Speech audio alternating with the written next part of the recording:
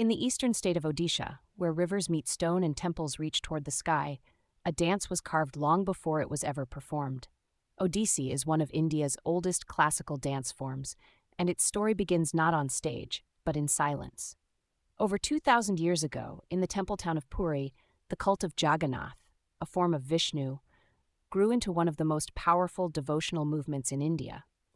As part of temple worship, sacred dance became an offering to the deity. This wasn't performance, it was seva, spiritual service. Women known as Maharis were dedicated to the temple for life. They danced in front of the sanctum, offering their movements to the god, expressions of love, surrender, and divine union. Their art was deeply sensual, yet deeply spiritual. Every gesture held meaning. Every pose told a story, from the Gita Govinda, a 12th century poem that became the heart of Odissi expression. These temple dancers were supported by the state, revered by society, and considered living embodiments of the goddess. Alongside the Maharis were the Gotipuas, young boys trained to dress as women and perform outside temples, especially during times when the Devadasi tradition began to decline. These Gotipuas preserved the dance when it was forced into hiding during colonial rule. When the British labeled temple arts as immoral, Odissi, like many classical forms, was nearly lost.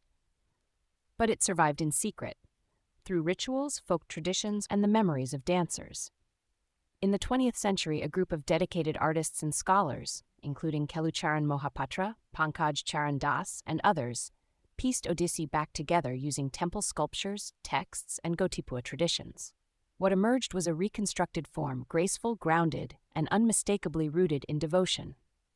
Odissi is known for its Tribhanga posture, a triple bend of the body, and its lyrical storytelling style, where dance becomes poetry in motion. Today, it stands as one of India's 8 classical dances, but its origins still echo through the carved sandstone walls of Konark and Puri, where dance was once etched in stone centuries before it ever returned to the stage. If this story brought ancient rhythms to life for you, let them move outward, like it. Share it.